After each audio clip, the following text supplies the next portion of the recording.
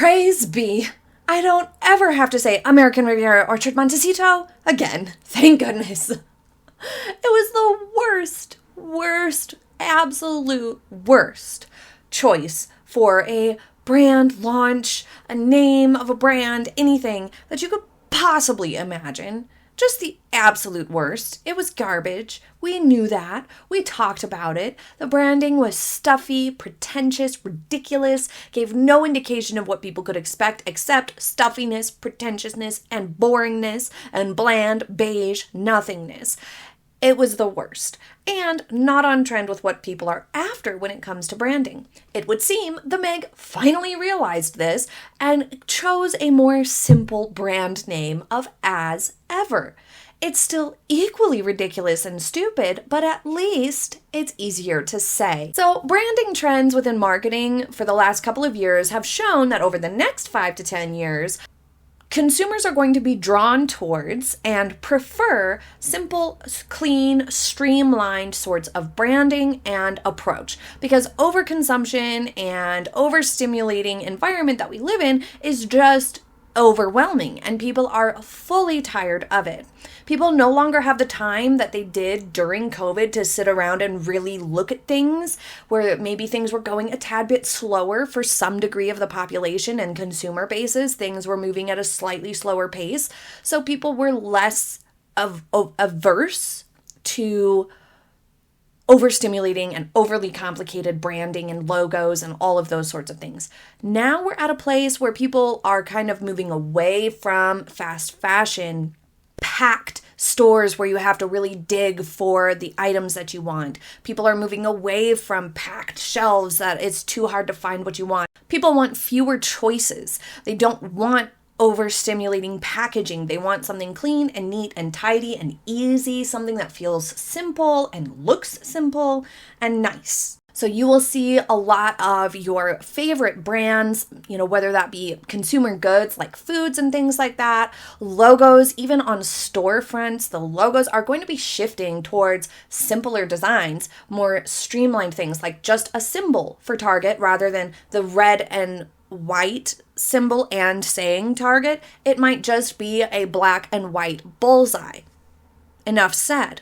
That's the sort of vibe that things are going towards and moving towards in the coming decade within marketing and branding. And so that alone explains why Meghan's branding is trash. But this As Ever thing has potential in the realm of being just As Ever. That's simpler, it's easy to say.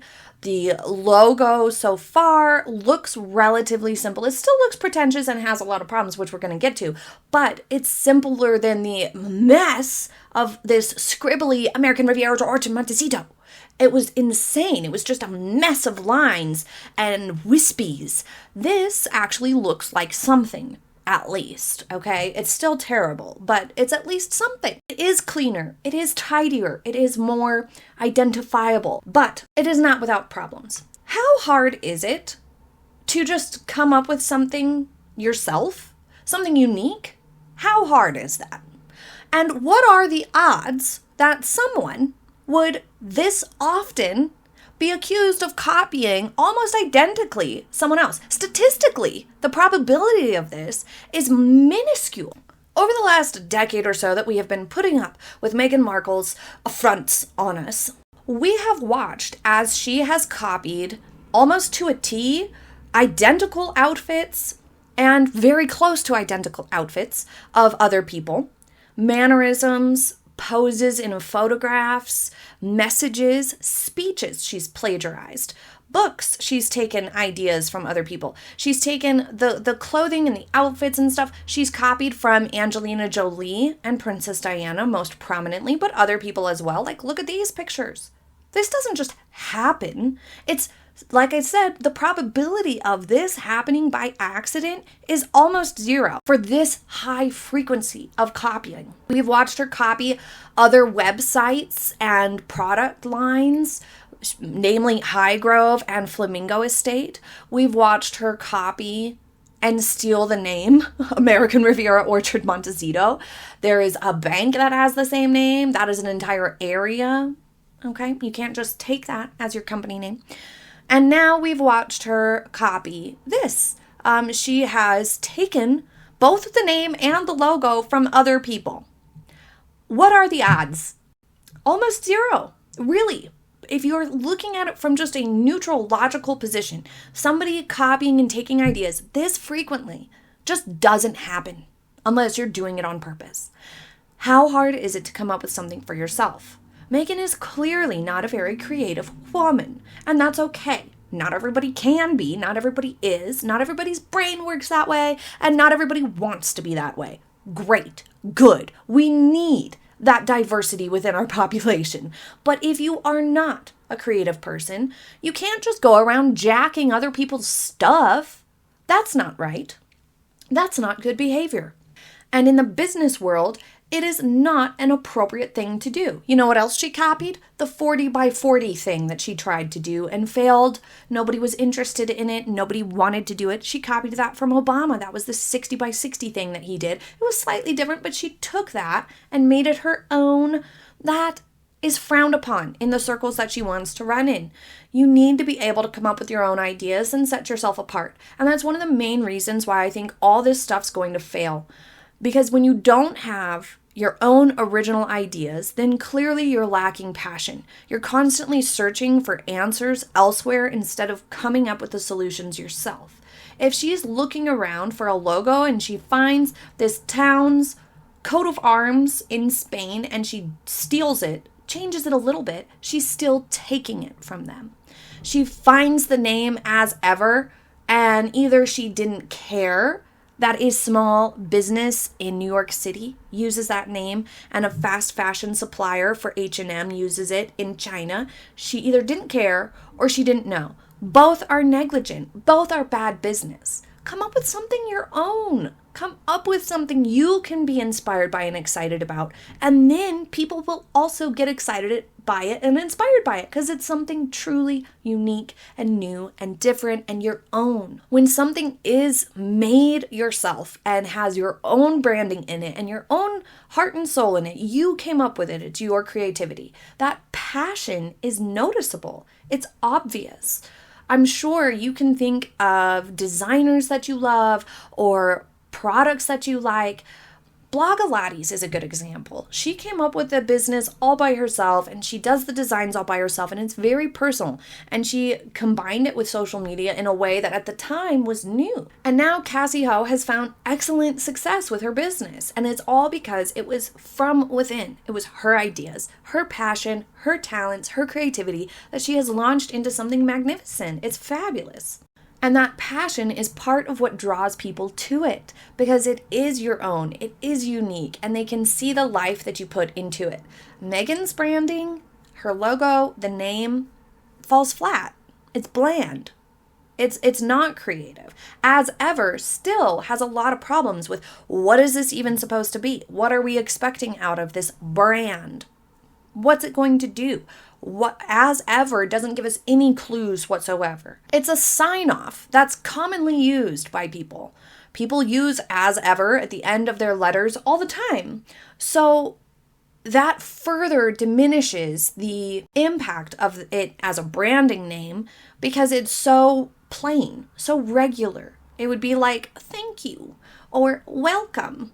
That's not interesting. That's not new. It's not different. It doesn't sound neat. It's just a phrase we use when opening or closing a letter. It's nothing special. And that's what this as ever brand feels like. It's thank goodness easier to say. I will say that's a positive time and time again. That's a huge positive for me. It's not as much of a tongue twister, thank goodness. But it's still terrible in terms of a brand.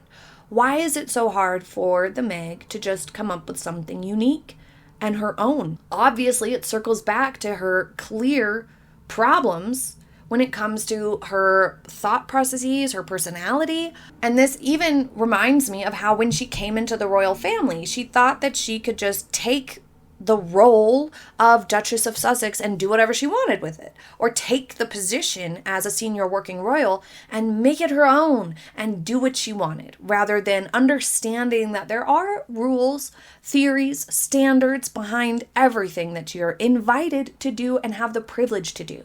Meghan has the privilege to make a brand and try to sell a few things that probably aren't going to sell very good because her likability is so low. But she has this opportunity and she squanders it by refusing to just come up with something herself. It's so bizarre. I can't even.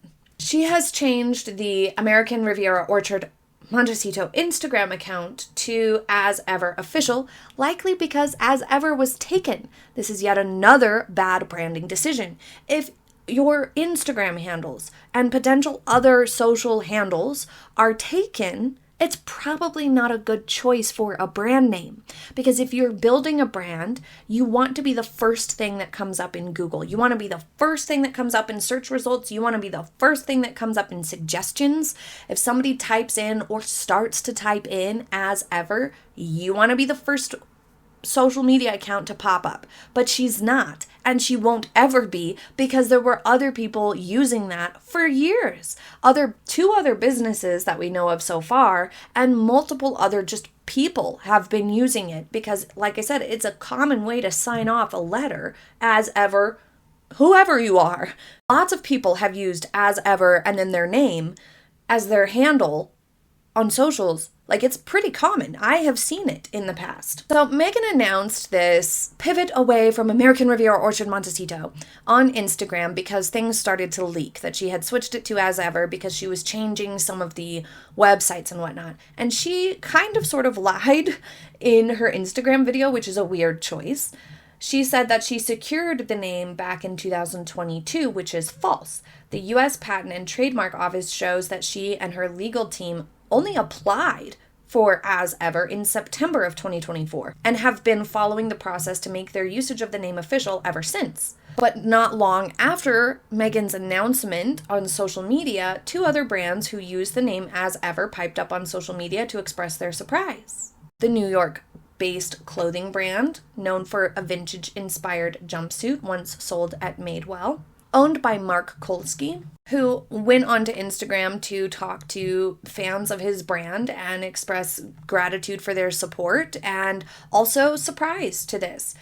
Really, it's not a good look to be Meghan, who, thinks really highly of herself and is launching a Netflix show and this brand, to be trampling over a small business that has been in business for a long time, owned and run by a family. This man has built this business for himself and runs it with his family. It's a small family business, he says. And he is being squashed, basically, because fighting this would be very expensive for him and very challenging for him. And it's just not fair. It's not okay. And it's a bad look for Meghan, especially somebody who claims to be so detail-oriented and intentional in everything she does and positive vibes. Well, that's not a very positive vibe thing to do now, is it? To just be like, well, I'm going to go ahead and take your brand name and you can't do much about it now, can you? That's rude behavior, and really shows Meghan's true colors at the end of the day. Now, there is a little bit of nuance here. He owns As Ever clothing, right? He makes clothes. And the other As Ever, which is one word, I believe, is the Chinese-owned fast fashion supplier. They supply clothes to H&M and a few other retailers. They kind of operate in different spaces. As Ever New York City is definitely not fast fashion. They're a little bit more exclusive, I guess you could say. And As Ever, as one word, fast fashion. Big deal. Lots of high volume, right? So they didn't feel that there was enough of a conflict there. But Meghan taking As Ever as two words puts her in a space where she technically could get away with using it if she doesn't ever do any clothing or apparel or accessories, anything that can be worn. So long as she stays away from like hats and scarves and aprons, something she said she was going to sell. If she stays away from all of those sorts of things, then she might be able to get away with using it, because if As Ever Meghan is operating only in actual goods like home goods and food, and as ever New York City is operating in clothing, then there's not as much crossover, because a consumer logically would be like, I'm looking for as ever clothing. They would obviously pivot away from the Meg's as ever because they would see there's no clothing there. But if the Meg starts selling clothing or aprons or accessories that can be worn, even earrings or jewelry or, pendants, anything that can be worn, then there would be conflict. I would argue even like totes, because people would maybe be confused of like, oh, well, there's bags, there's bracelets, there's aprons here, where's the jumpsuits? And they might be on Meghan's site when they're really trying to find the New York City as ever site. So if Meghan were to stay away completely from anything that could be worn, accessories, etc., then she might be able to get away with use of the trademark and the name as ever as a company without it conflicting with as ever New York City. Another person using the name is Jen Corbett, an Arizona-based wedding photographer who noted in an Instagram post that she has been using the name for more than a decade. When one of the most famous people in the world starts using your business name of 12 plus years that you named in honor of your grandmother, seems like they could throw me a little bone, she said. But she later pointed out that she didn't mean to detract from Meghan's new brand with her comments and set her account to private. Oh no. I wonder if she was getting bullied. That's not nice. She was fully in her right to make that comment. She has been using that business name. Now, granted, there wouldn't be as much of a legal conflict there because she's a photographer. The Meg is not. So reasonably, the consumer would know I'm looking for as ever the photography business or as ever the Meg's trash, and they would be able to navigate to the correct website. That's really what the infringement claims hinge on, is would a consumer reasonably be able to figure this out, or would they reasonably be confused by these two different things? And that's part of why the American Riviera Orchard thing was a problem, because if people were looking for the location, the region, the area, or goods from that area that were grown and sold from that area, or the bank, then they would be confused because it has the exact same name. Another layer to this is the actual trademark for Corbett's photography business is as ever photography, not just plainly as ever, which further helps to negate any sort of infringement. But she was within her right to make that post and say like, hey, that's kind of crappy to just go and take somebody else's business name.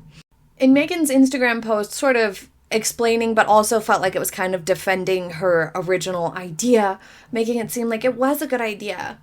She said, last year I had thought American Riviera, that sounds like such a great name. It's not. It's my neighborhood, it's a nickname for Santa Barbara, but it limited me to things that were just manufactured and grown in this area. Then Netflix came on, not just as my partner in the show, but as my partner in my business, which was huge. So I thought about it, and I've been waiting for a moment to share the name that I had secured in 2022, and this is the moment, and it's called As Ever. Womp womp. What a letdown. That really means Netflix demanded she hurry up and come up with a different name. The additional problem she is facing is that the logo is a almost exact copy of a small Mallorcan town's coat of arms. The mayor of this Spanish town said that it's a total copy and plans to request Meghan change it because, as you can see, they are almost exactly the same. Even though the birds are slightly different, it doesn't matter. This is literally exactly the same, and people would reasonably be confused by the logos being super similar. Unfortunately, it's another case where the people who have had their intellectual property jacked by the Meg probably aren't going to fight it because that's expensive. It costs a lot of money. So it really comes down to publicity. The companies and the town who have had their name sort of stolen and infringed upon by the Meg, their best course of action is to publicize the stink about it, publicize the problem so that people know and are aware of the Meg's business practices. It's super shady to just steal stuff like that, to steal the creative properties of it, to steal what people actually made and created from their own inspiration. And it also is not a good look for the Meg because, as I said, it makes it look like she's just kind of stepping on the little guy to get up where she wants to be, which is what we have known Meghan to do all this time. But leave your thoughts in the comments below. I cannot wait to hear what you think. Thank you for joining me for today's video. I will see you next time. Have a happy day, everybody. Bye.